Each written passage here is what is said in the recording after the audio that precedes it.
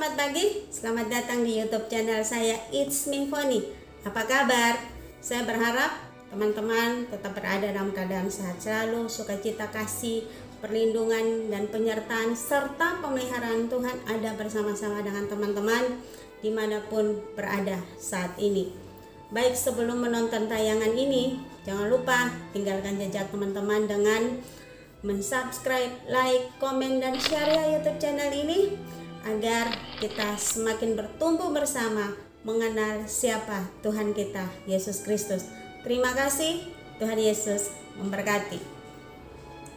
20 tahun berlalu sebelum jurnalis asal Inggris bernama John McCarthy yang pernah disandra selama 5 tahun di Lebanon pada masa perang bersaudara bertemu dengan orang yang menegosiasikan pembebasannya.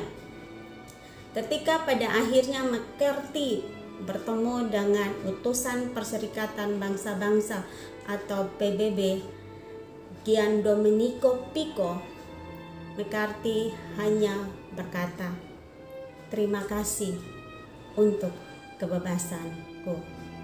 Teman-teman, ucapan terima kasihnya yang tulus itu sangat berarti karena Pico sendiri telah mempertaruhkan nyawanya sepanjang negosiasi yang berbahaya untuk memastikan McCarthy dan para tahanan atau tawanan lainnya dibebaskan. Sebagai orang yang percaya, kita dapat memahami bahwa pembebasan kita juga tidak diperoleh dengan mudah. Untuk kita bisa dibebaskan dari dosa dan dari belenggu dosa, dari kutuk dosa, Yesus Kristus menyerahkan nyawanya mati disalib oleh tentara Romawi untuk memberikan kemerdekaan rohani kepada semua orang, kepada kita orang percaya.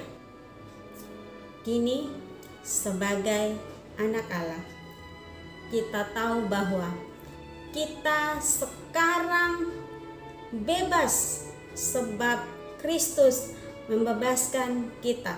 Sebab itu pertahankanlah kebebasanmu dan jangan mau diperhamba lagi. Galatia 5 ayat yang ke-1, terjemahan bahasa Indonesia masa kini. Teman-teman, Injil Yohanes juga menyatakan kemerdekaan kita di dalam Kristus. Di dalam Yohanes pasal yang ke-8 ayat 36. Jadi, apabila anak itu memerdekakan kamu, kamu pun benar-benar merdeka. Pertanyaannya, kita dibebaskan atau dimerdekakan dari apa saja? Teman-teman, dalam Yesus kita mengalami bukan saja kemerdekaan dari jerat dosa, dari belenggu dosa, tapi juga kita merdeka dari rasa bersalah, rasa malu, kekhawatiran, tipu daya iblis, tahayul, ajaran sesat, dan kematian kekal. Karena itu, kita bukan lagi tawanan, maka kita bebas menunjukkan kasih kita kepada musuh kita, kemudian berjalan dalam kebaikan, hidup berpengharapan, dan kita mengasihi sesama. Oleh tuntunan Roh Kudus, kita dapat mengampuni sebagaimana kita sudah diampuni oleh Allah. Teman-teman, bersyukurlah kepada Allah untuk semua yang telah Allah kerjakan di dalam Yesus Kristus bagi kita. Dan marilah kita saling mengasihi agar mereka yang tidak mengenal Tuhan, mereka dapat mengenal Dia dan mengalami kuasa yang dapat memerdekakan mereka dari belenggu dosa. Teman-teman, karena itu hiduplah sebagai orang merdeka dan jangan lagi mau diperbudak atau diperhamba oleh dosa.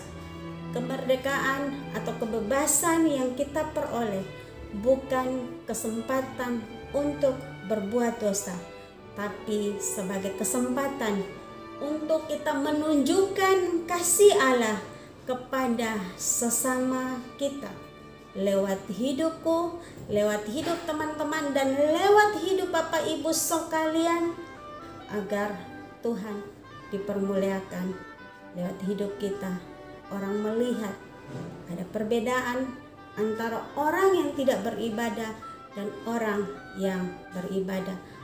Ada perbedaan antara orang yang sudah dibebaskan dan orang yang belum dibebaskan, agar kita menjangkau mereka datang kepada Tuhan. Sekian, Tuhan Yesus memberkati.